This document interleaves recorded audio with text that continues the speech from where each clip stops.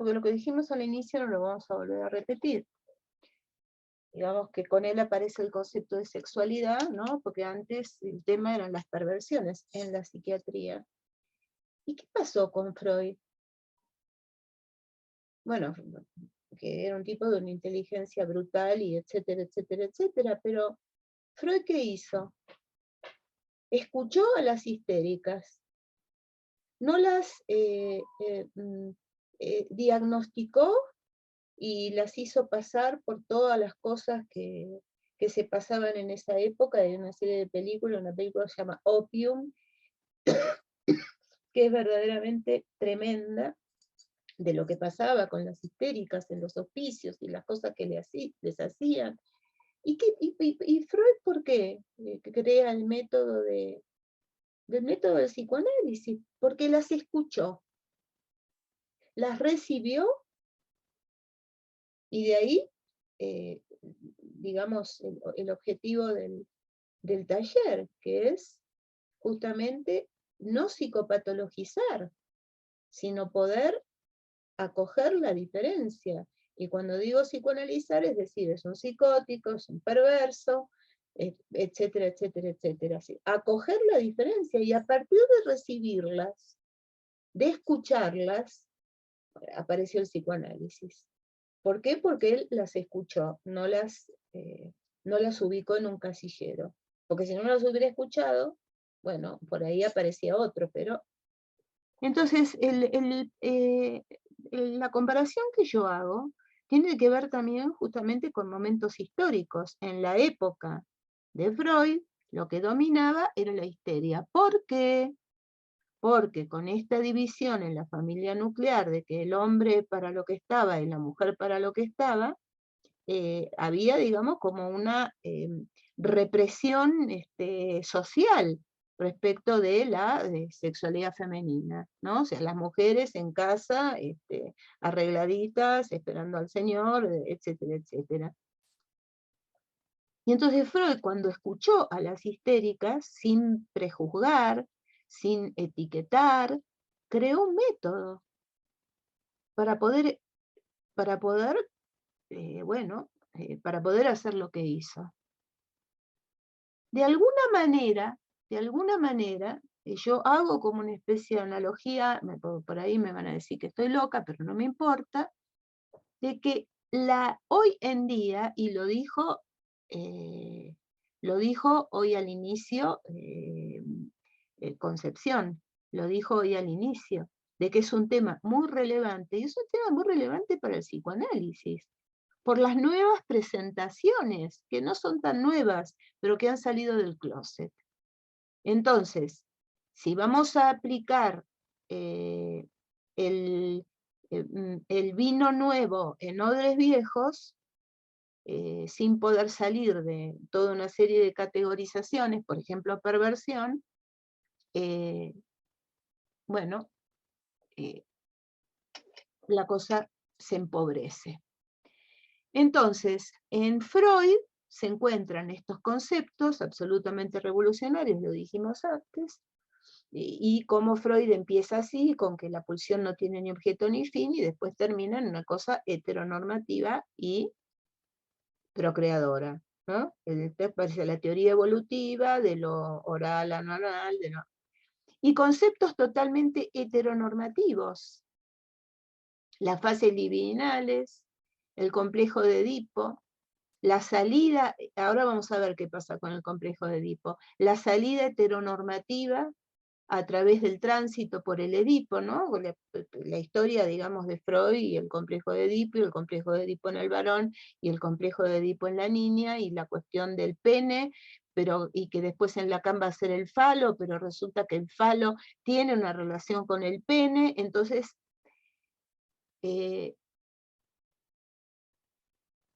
esto, digamos, hay que poder leerlo en Freud muy minuciosamente, porque nos da una serie de conceptos justamente para poder pensar las diversidades. Pero eran las presentaciones de la época, ¿no? Y la posición, por ejemplo, de Freud frente al el trabajo de Freud con la joven homosexual, que es un texto de 1920, es pura heteronormatividad.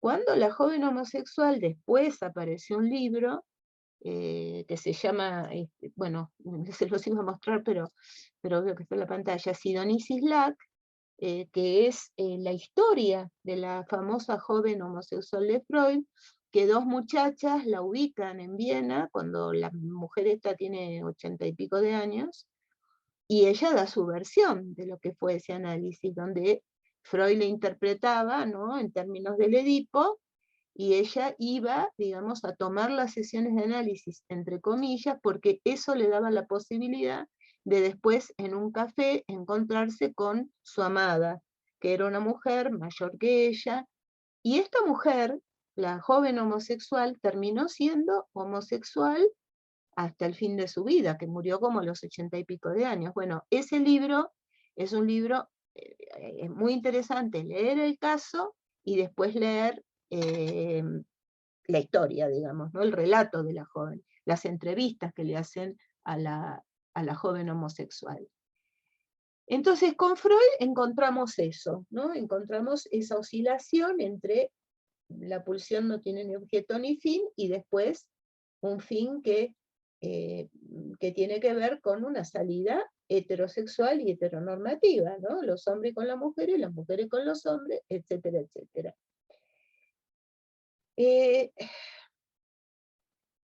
Con Lacan no me voy a meter mucho, porque habría mucho para decir, pero no me quiero meter en eso, porque no quiero ahora, porque no es el lugar, digamos, para desarrollar, eso ameritaría otro espacio. Lacan, que recibió y analizó a muchos pacientes homosexuales, él, sin querer curarlos de la homosexualidad. Eso, en la época, digamos, que Lacan lo hizo, es un hallazgo, digamos, ¿no? Sin embargo, no renunció a ubicar a la homosexualidad como perversión. Los transexuales y los transgéneros que había, digamos, en esa época, siempre hubo, lo que pasa es que ahora son más visibles, fueron ubicados como psicóticos. Los primeros, los transexuales, y perversos, los segundos.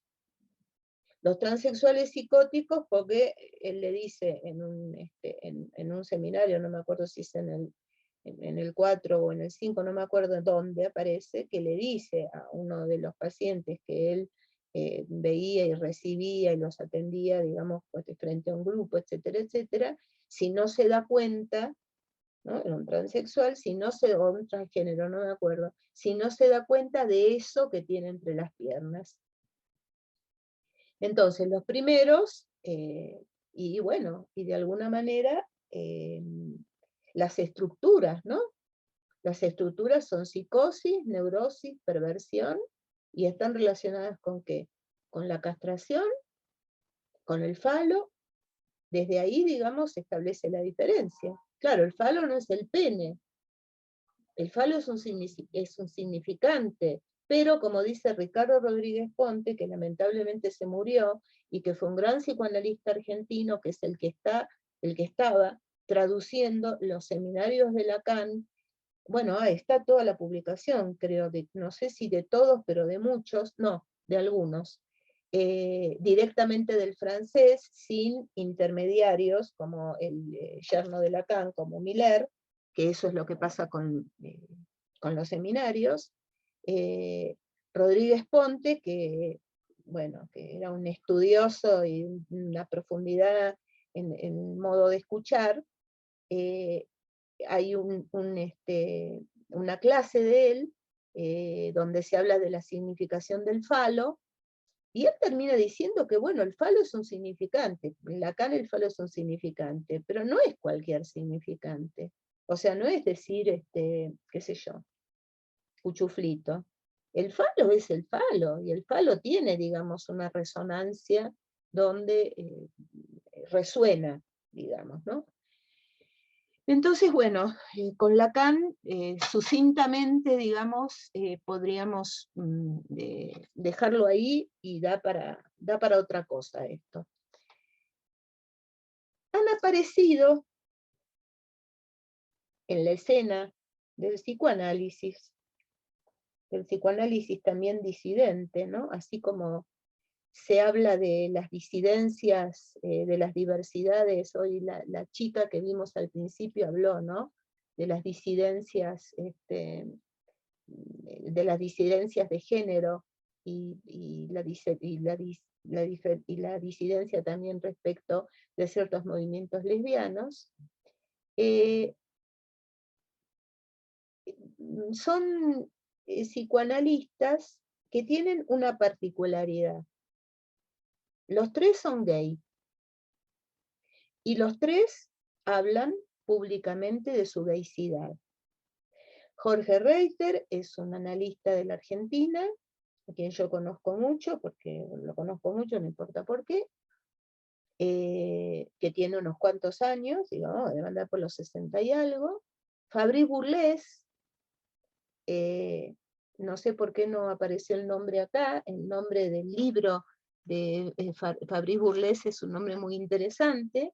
Él es un lacaniano, de la École Lacanienne de París, y el libro se llama Queer Psicoanálisis, y con la Q de queer también es qué oír psicoanálisis, ¿no? Es decir, si el psicoanálisis oye o no oye a lo que él llama los pueblos minoritarios, ¿no? Y el subtítulo es Clínica menor, menor en el sentido de que son minorías, y de construcción de género. Este libro fue presentado hace poco, y vamos a ver después cuáles son los puntos principales de este libro. Y hay otro psicoanalista que se llama Tammy Ayush, que es muy interesante. El libro de él es Psicoanálisis e hibridez, y creo que ahora sacó otro que se llama justo como el taller, Cuerpos, y placeres. Tammy Ayush es un francés, es un psicoanalista francés, más joven que Jorge Reiter y que Fabrice Bourlez, que nació en un país, creo que en un país de África, me parece, y de ahí, pero la familia es francesa, y entonces tiene, digamos, como toda esta cuestión intercultural, ¿no? De haber vivido en un país con cierta cultura, y entonces él trabaja de un modo muy interesante la hibridez. La hibridez, saben, ¿no? Lo híbrido es lo que tiene que ver con las mezclas. Como decía, en Guadalajara, yo viví en Guadalajara un tiempo, al principio cuando llegué, y había un programa que su nombre siempre me quedó en la cabeza, que se llamaba Mezclas Duras.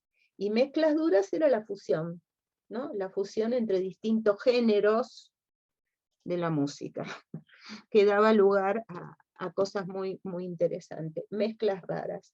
Bueno, entonces él trabajó mucho la relación, el psicoanálisis interseccional. Después vamos a ver qué es esto de la interseccionalidad, pero que toma muy en cuenta las condiciones culturales y étnicas, porque justamente él nació en un país africano, después se fue a Francia y da seminarios en Brasil y viene a América Latina, ¿no? No es un francés de pura cepa y que toda la vida estuvo en Francia, que tienen un cierto modo de mirar y de entender las cosas. Entonces estos tres libros han salido casi uno atrás del otro. Edipo Gay salió, creo que primero, la primera edición es del 2018, después apareció una segunda edición en el 2019, el de Fabrice Bourlez, ahora les digo de cuándo es porque lo tengo acá, y él acaba de venir hace muy poquito a un evento que hizo la Universidad de Zacatecas, justamente, que le está dando mucho lugar a todas las cuestiones del género, y a ver, 2021, el de Fabrice Bourlez, este sí recién sacado del horno. Y Tammy Ayush viene escribiendo desde hace más tiempo, no tengo acá las fechas, pero más o menos desde digamos, del 2010 para acá. Y los tres son gay. Jorge Reiter habla de su salida del closet, y su salida del closet fue la publicación de este libro. Hay que ser muy valiente, y más de un medio como la Argentina, que tiene lo suyo, digamos, de un núcleo muy duro, muy cerrado. Su salida del closet fue la publicación del libro. Y Fabrice Bourles, que pertenece a la escuela lacaniana. A propósito de la escuela lacaniana, les quiero leer un pedacito mínimo, de lo que dice Jean Alouche, que es un psicoanalista de la école, no milleriano, de la otra línea, donde él cuenta, no se los voy a leer todo porque es muy largo, él cuenta que el título del trabajo del paper se llama Avergonzados. Entonces él narra que lo habían invitado en el 23 de noviembre de 2003, lo habían invitado entre la École Lacanienne y la Asociación Caritic, que es Centro de Ayuda de Investigación y de Información sobre la Transexualidad y la Identidad de Género. Lo invitaron para que participara en una jornada que tenía dos cuestiones conexas. Una era, ¿los psi son transfóbicos? Y lesbianas, gays, bi, trans, cuestiones conexas. Trans, ¿el mismo combate? Él dice que fue la primera vez en Francia que se juntaron psicoanalistas y trans en una misma sala. Y bueno, el punto es que él lo que dice acá, hay que leerlo, este texto lo encuentran en la red, si buscan Jean Alouche, Avergonzados, lo encuentran, sale inmediatamente.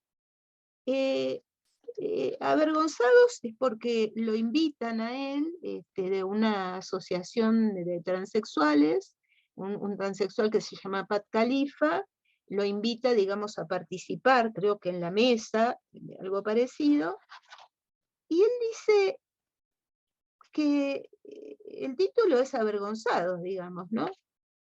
Avergonzados por la historia, digamos, ¿no? Del psicoanálisis.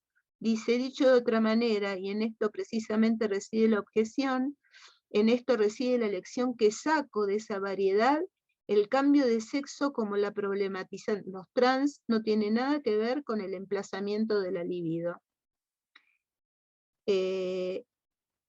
Por consecuencia, se admitirá que el transexualismo no podrá ser en ninguna ocasión una categoría psicopatológica. Es de otra cosa que se trata. ¿De qué? Usemos la palabra ontología de una manera de abordar la pregunta. ¿Quién soy? O aún, según la última enseñanza de Foucault, de tener cuidado de sí. No puedo concluir mejor que dejándole la palabra a Pat Khalifa, que es justamente un transexual, y en algún lugar del texto, que ahora no lo encuentro, y si a ustedes les interesa lo pueden buscar, el título del texto es Avergonzados. ¿Avergonzados de qué? De la historia del psicoanálisis respecto a los trans. Y extendiendo los trans a la diversidad. Y esto es del 2003. Y después Alouche publicó toda una serie de libros que trabajan, digamos, en torno a este tema. Entonces, volvemos a Edipo, o sea, lo que hay que retener es el nombre, Avergonzados. La palabra gay es una manera de designar a las personas homosexuales masculinas.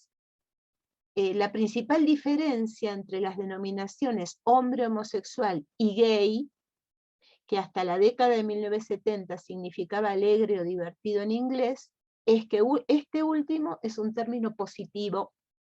O sea, hablar de gaycidad es un término de afianzamiento y salida del closet justamente de la condición, digamos, deseante de gay.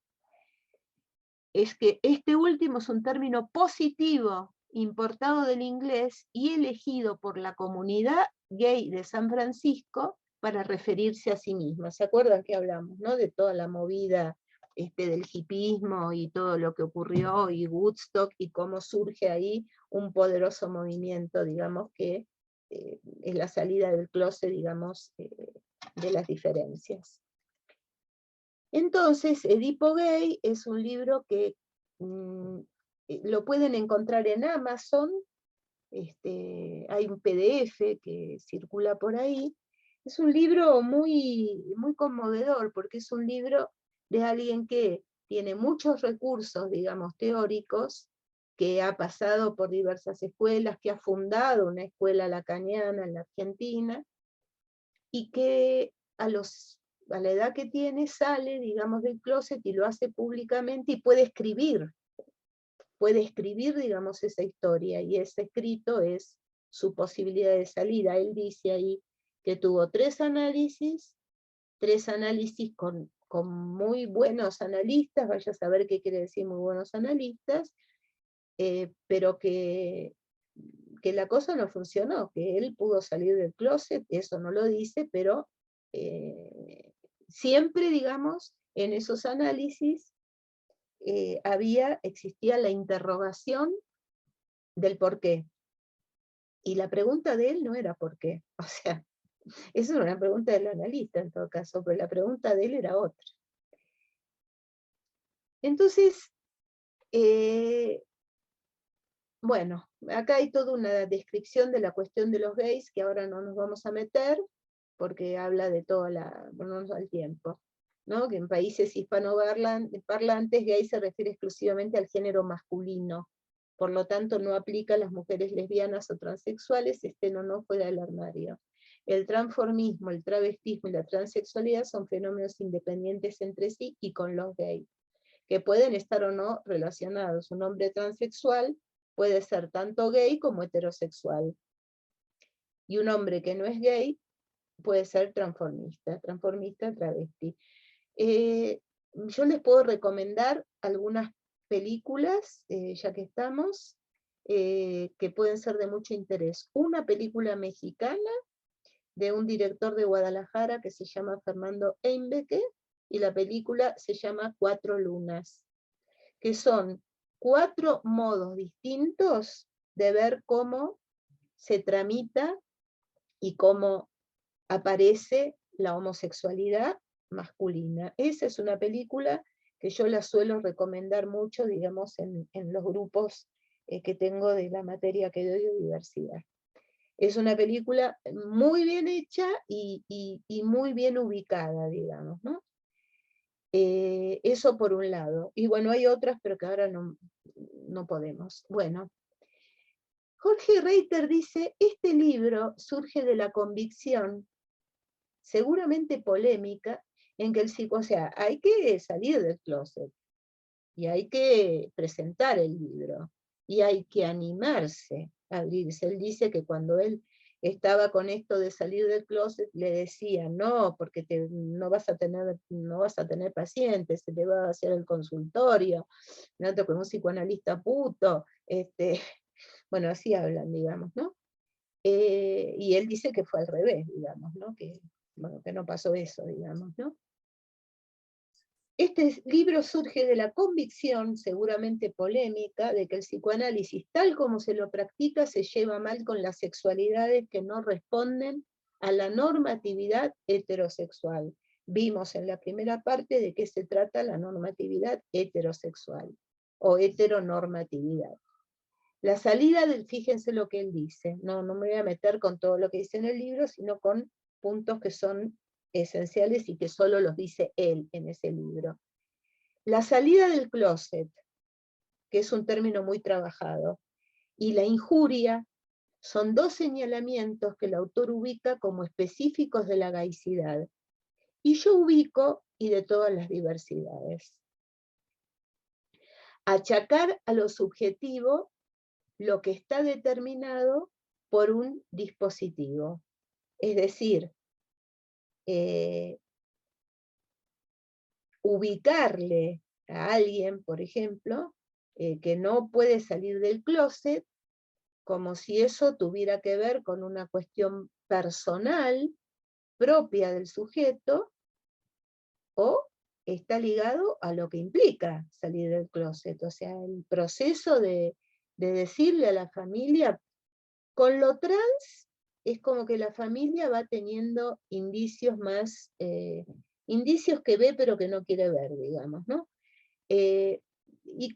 Pero con lo gay a veces no, porque de golpe un varón gay puede ser un señor muy señor, de acuerdo a los dispositivos de género. Eso es lo que muestra la película.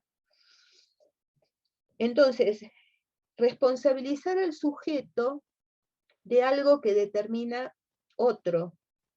Él va a decir que hay muchos otros, no es solo el baño simbólico, el baño de palabras, el lenguaje, sino que el otro, ahí habría que poner la mayúscula, el otro con mayúscula, es el otro de la ley. Se penalizaba en una época, hay toda una historia de la homosexualidad en México. Bueno, esa película del 41, creo, ¿no? Que uno se salva porque es el yerno de no sé qué presidente, pero a los demás lo meten presos. Entonces, responsabilidad del sujeto de algo que determina otro, es decir, no se anima a salir, ¿no? O qué es lo que le pasa a él con esas cosas que le dicen, ¿no? La implicación subjetiva, ¿no? Sería una pregunta, sería, por ejemplo, que alguien venga y hable de una cosa que le pasó en la calle, y que la cosa derive por el lado de, bueno, pero ¿y él cómo se enganchó en esa situación? ¿Por qué, si lo provocaban, no se alejó? ¿Qué hizo para no qué hizo que no se alejara? O sea, ahí hay algo de lo subjetivo, ¿no? Sería como una lectura. Responsabilizar al sujeto de algo que determina a otro, que sea tan difícil salir del closet. ¿Por qué es tan difícil salir del closet? Porque hay un régimen heteronormativo. Entonces, cuando se habla de la implicación subjetiva, hay muchos otros, no solamente el otro del lenguaje, está el otro de la ley, el otro de las políticas, el otro de la historia. Por eso hemos visto la historia anteriormente, y vimos un poquitito, creo que ni lo vimos, de las religiones, el otro de la antropología. Por ejemplo, ¿qué pasa en África? ¿Qué pasa en los países de Medio Oriente? El otro día salió una nota donde vino una especie de jeque a no sé qué playa y bajó a desayunar con la esposa, que era una, y otras 2 esposas más. Se ve que estaba la principal, había una que era la principal, y las otras también eran, que estaba con 13 mujeres, y las 13 eran sus esposas. O sea, poligamia, poligamia para el hombre. Bueno, ahí hay otro, habrá otros dispositivos, digamos, de la sexualidad. Entonces, hay un otro, que es el de la ley, bueno, cuando se penalizaba a los homosexuales, los que conté de Stonewall, por ejemplo, ¿no? El otro de las políticas, el otro de la historia, el otro de la antropología. Hay que leer un psicoanalista que se mete en estos términos, y aunque no se meta, Freud tenía una cultura muy vasta, y Freud y Lacan, los dos, siempre tuvieron, digamos, interacción, es una palabra que no me gusta mucho, pero no me sale otra, con otras disciplinas. Freud con la historia, con la arqueología, tenía la mesa de su consultorio esas fotos icónicas llenas de reproducciones o verdaderas, digamos, ¿no? De estatuillas, digamos, de Roma, de Grecia. Lacan con la lingüística, con la filosofía. O sea, ellos dialogaron con otros discursos. Y tal vez lo que toca ahora es, para que haya una cierta posibilidad de abordar esto y de entender muchas cosas de la época también, eso que tanto los asusta, ¿no? Como hay la caída del padre, el orden simbólico, si se rompe la familia, digamos, y la ley del padre, y entonces ¿a dónde vamos a parar? Y habrá otro orden simbólico. Ahora, si no leemos historia y no leemos antropología y nos quedamos encerrados en un cubículo, la cosa se complica. Entonces, en la historia y en las culturas, los otros han ido variando. hay un otro por el color de piel, hay un otro por su situación económica, los pobres y los ricos, el blanco y el negro, otro por su lengua, los indígenas, los pueblos originarios que no pueden hablar su lengua porque los estigmatizan. Eso que señala para mí fue muy impactante.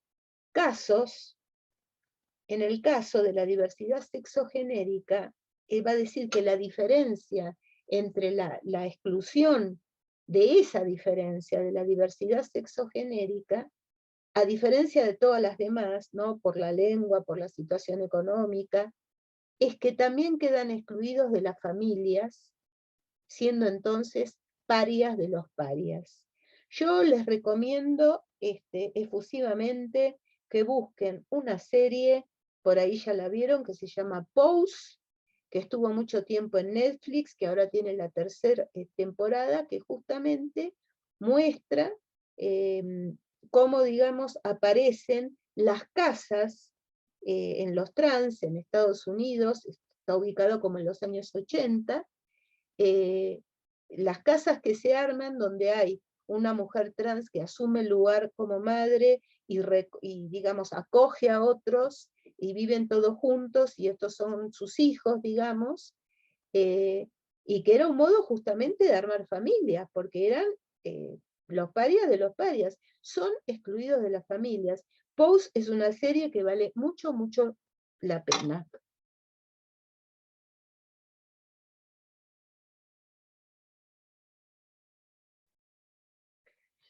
Bueno, este tema, digamos, de la exclusión de la familia, eh, bueno, y en pandemia, ¿no? O sea, es como lo abyecto, ¿no? Como el libro de, el libro de Judith Butler, de la feminista, filósofa, de un libro que se llama Cuerpos que importan, y entonces va a hablar de los cuerpos que importan y de los cuerpos abyectos, ¿no? Y estos cuerpos trans son cuerpos abyectos. Este video me pareció muy importante porque, bueno, muestra, digamos, esa violencia, ¿no? Esa expulsión brutal en medio de la pandemia, o sea, que es como desear la muerte sin matarlo y sin agarrar, no sé, un martillo y dárselo por la cabeza, ¿no?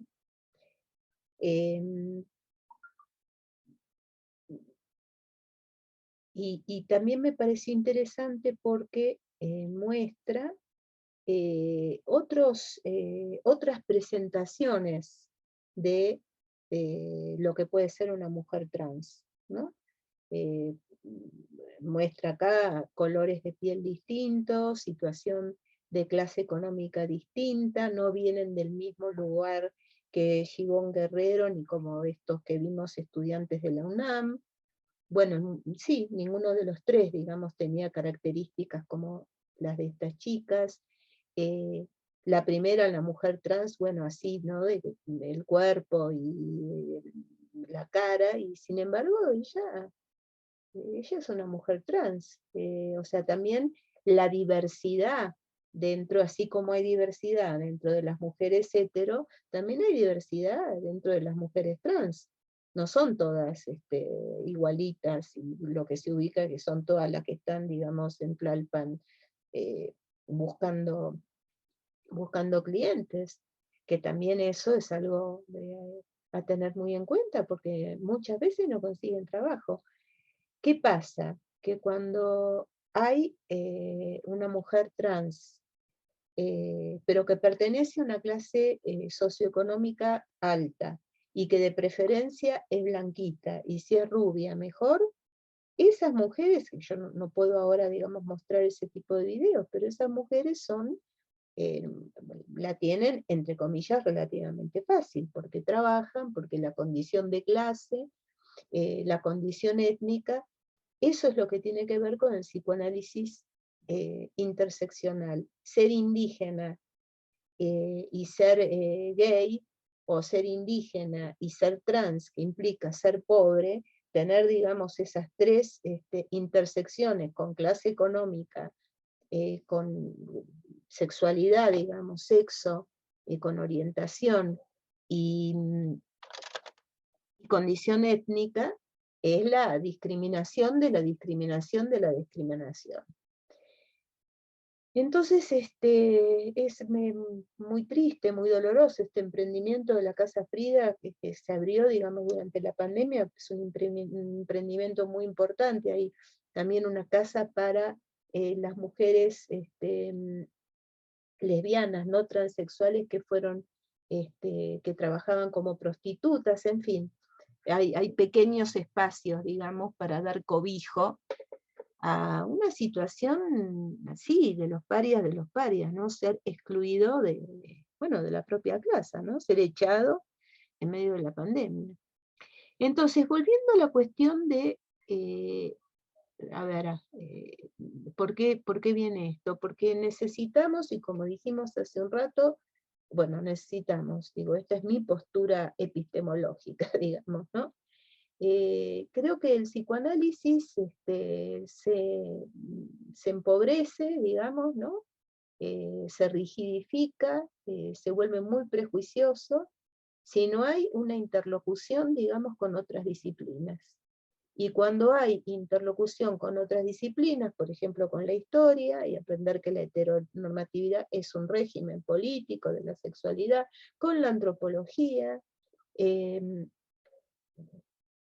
si no tenemos, digamos, una visión más amplia que la del consultorio y lo que nos rodean, ¿no? Y no tenemos una noción de la historia, y no tenemos una noción de las diferencias socioculturales y todo lo que eso implica, es muy difícil, digamos, poder ubicarse de otra manera respecto a esto, a poder entender que es un modo de producción histórica. Hay muchos psicoanalistas que se oponen a esto, que dicen que el psicoanálisis con el género no tiene nada que ver, que el género además es una ideología, lo deben haber escuchado. Y ni hablar, digamos, de todos estos libros bueno, que mencioné primero, el de Jorge Reiter, ¿no? Entonces, el verdadero problema, digamos, con la homosexualidad, dice Jorge Reiter en su libro, que se los recomiendo mucho, porque es un libro muy sencillo para leer, pero con una densidad conceptual muy importante, ágil en la lectura. El verdadero problema es cuando la homosexualidad pretende legitimarse, es decir, cuando sale la homosexualidad del closet y reivindica derechos, visibilidad, no somos, somos ciudadanos sino de cuarta. En la historia, digamos, de la homosexualidad, el primero que apareció fue un señor llamado Ulrich, que formaba parte de los uranistas. En esa época, en Alemania, en 1870 y algo, no se hablaba de homosexuales porque todavía no estaba, no estaba el término, ni estaba el término heterosexual, se los llamaba uranistas. Y él era un uranista. En Austria se penalizaba, había cárcel, a los uranistas con la cárcel. Sin embargo, la homosexualidad femenina, esa no se penalizaba, era la homosexualidad masculina. Entonces, a ver, para pasar a una prohibición, eso ahora no, eso tiene que ver, digamos, con el Edipo. Ajá. Sí, bueno, Jorge Reiter en el libro trabaja, digamos, dos temas, ¿no? Lo heteronormativo va a tener que ver con el complejo de Edipo, así como está planteado, que tiene que ver, digamos, con una identificación, y una identificación con el miembro del sexo que corresponde al que se tiene que identificar, entonces los varones con los varones y las nenas con las nenas.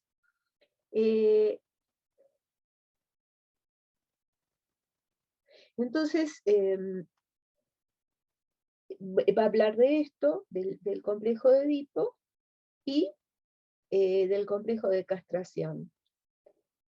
A mí me gusta mucho un texto que tiene Silvia Leitchman. Silvia Leitchman es fue lamentablemente una psicoanalista argentina que vivió mucho tiempo en México, una teórica muy importante, que hizo una tesis, no me acuerdo de qué, no me acuerdo de qué grado, pero que estuvo dirigida por Laplanche. Ella sigue mucho, digamos, a Laplanche, y Laplanche, para mi sorpresa, yo descubrí un texto de Laplanche hablando del género, por ejemplo, ¿no?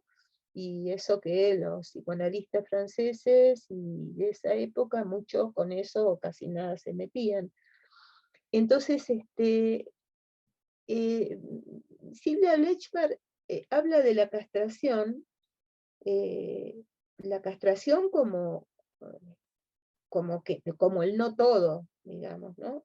Como que el no todo se puede, la castración como un límite a la omnipotencia, a la omnipotencia loca, digamos. Pero esa es una castración, y la castración ligada a la falta, pero la falta en ese sentido, no somos todo, no sabemos todo. Eso valdría también para el psicoanálisis, ¿eh? No sabemos todo, hay que leer historia, hay que dialogar con la antropología, hay que salir un poco, ¿no?, del marquito que uno tiene de su propia posición en la sociedad y de los aledaños, y abrirse un poco al mundo. Eso también, por eso él dice que la historia es uno de los modos de la castración del otro. Entonces, Silvia Lechmar va a hablar de una castración, a mí me gusta mucho ese concepto, una castración ontológica. ¿Qué quiere decir? Es una castración del ser. Es el límite de que eso, de que no todo se puede, ¿no? Etcétera, etcétera, etcétera. Pero es una castración que no tiene nada que ver ni con el falo, y es una castración, digamos, esa castración, podemos pensarla en relación a esas parejas, digamos, a lo que hablamos hace rato, de esas familias homoparentales, y monoparentales, y familias de tres hay también, ¿no? En Argentina se legalizó, y con la partida de nacimiento, dos chicas concibieron, una concibió una bebé o un bebé, no me acuerdo qué era, y tuvieron un donador que era un amigo, cosa que pasa habitualmente, y este amigo, que era amigo, se encariñó con el hijo o la hija, y entonces en el registro civil lograron que lo inscribieran a este chico con tres padres, o sea, no sé, creo que no serían padres, pero digamos que son tres. Son tres los que aparecen en el registro civil. Y entonces, claro, esto puede provocar el escándalo, decir, pero bueno, están todos locos, pero me parece que así como vimos hoy la aparición, digamos, de la heterosexualidad y dónde se podía leer esa historia de la heterosexualidad, y bueno, en algún momento a lo mejor se va a armar una historia una historia de la diversidad, en el sentido de la diversidad que sale del closet, digamos, a ese tipo de historia, ¿no? Entonces, y ahora vamos a ver el problema de la castración, de la prohibición. El otro psicoanalista es un psicoanalista francés, que es del año de que publicó el libro, en el 2021, y él habla, y les voy a leer un pedacito de lo que él dice, porque es un poco como tenerlo acá, y es muy conmovedor lo que dice. Dice, el prólogo es de Jorge Reiter, y uno diría, bueno, claro, entre ellos se juntan. Bueno, menos mal que se juntan, porque es un modo, digamos, de estar incluido en algo, ¿no? En un conjunto, en un colectivo. Dice, escribo para mis amigos, mis amigas y amigos homosexuales. Gays es el prólogo, ¿no? Y se llama Deshacer, bueno, es el primer capítulo, hacer el análisis, escribir. Escribo para mis amigos, mis amigas y amigos homosexuales, gays, lesbianas, bi, trans, queer. Todas y todos los que han atravesado la puerta de un consultorio de psicoanálisis y no se han quedado. Escribo para aquellos que han leído textos críticos, brillantes, mordaces, desagradables, inteligentes o violentos contra los psicoanalistas, contra el psicoanálisis, y han encontrado que tienen razón. Escribo para quienes están enojados del encuentro con el inconsciente, para los que en principio se niegan a leer a Freud y creen fervientemente que Lacan era solo un falócrata homofóbico. Escribo para mis amigos y amigas filósofas, a menudo convencidos de la falta de seriedad de los trabajos publicados por los gays y lesbian studies, todo lo que vimos anteriormente de la historia, ¿no? Las teorías queer, trans o los porno studies, para quienes exigen un poco de rigor o decencia y que a veces apelan a las evidencias biológicas, a la realidad de los cuerpos, a la inmutabilidad del orden natural e incluso de lo universal o la razón. Con frecuencia son los mismos que se ríen de los muchos años pasados llevando su sufrimiento a diván. Ni las elucubraciones de la asociación libre, ni las asociaciones colectivas encuentran favor a sus ojos. La verdadera reflexión deberá ser cautelosa, desconfiando de la palabrería intempestiva. Escribo para mis amigos, me salteo y leo otro pedacito, escribo para mis amigas y amigos psicoanalistas, pacientes trabajadores en la sombra y que desde sus instituciones y consultorios alojan los males de la vida cotidiana y otros mayores, más o menos protegidos, con frecuencia encerrados en un silencio enigmático, día tras día, intentan pesar la singularidad en su escucha. Ellos y ellas desean defender la especificidad de estos extraños encuentros en donde lo contemporáneo se teje con los retazos, los pedazos, los trozos de historia. Encuentros en los que surge tanto la más inmutable como lo que cambia, convencidos en su práctica más que centenaria. Ellos y ellas quieren una y otra vez demostrar su inactualidad y su carácter intempestivo, su legitimidad para todos y cada uno. Tal desafío quizá requiere salir, a veces de la prudencia del campo analítico y de sus referencias semánticas, metapsicológicas y clínicas, afirmar sin ambigüedad, tomar posición, dar un paso hacia afuera, respirar el aire fresco que sopla entre las reivindicaciones minoritarias, y allí, sin retroceder frente a los rayos ideológicos, sociales y políticos, continuar reinventando su labor. Freud escuchó a las histéricas. Ahora creo que toca escuchar a la diversidad. Ya estamos por concluir porque bueno, el otro punto que quiero brevemente tomar es el punto de la intersexualidad.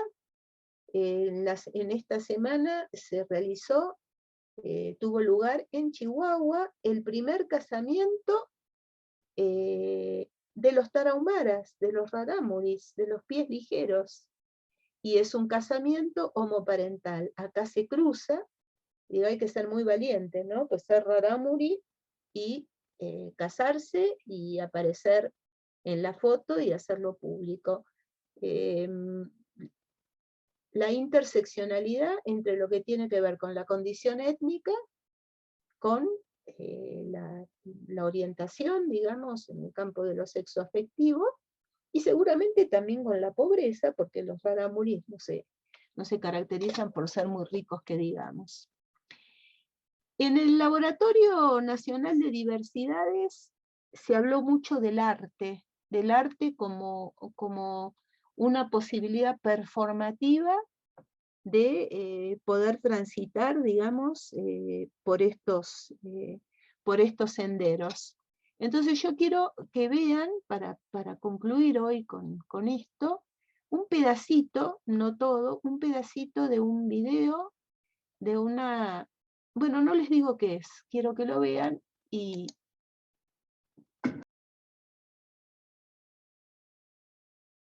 este video que es hermoso, el último, es La Bruja de Texcoco, es una mujer trans del Estado de México, es una artista fenomenal, que está con Rubén Albarrán, que saben, ¿no? Es el de La Maldita, y estuvo, digamos, en el Vive Latino, y en toda una serie de conciertos masivos, la pueden encontrar en Facebook, y me parece muy interesante porque no es el prototipo de el ideal, digamos, blanco, rubio, que tienen ciertas, digamos, mujeres trans. Se deja la barba, además, ¿no? Y es poderosa físicamente. Y es una mujer trans. Y es artista.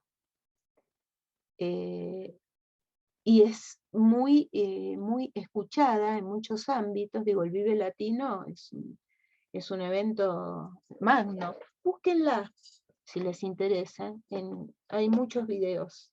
Y bueno, qué bueno que estuvieron todo este tiempo. Espero que les haya sido de utilidad el taller. Y bueno, a ver si tenemos un próximo encuentro en algún momento. Vamos a tener que dejar acá. Y bueno, nada. Hasta pronto. Que les vaya bien y cuídense mucho.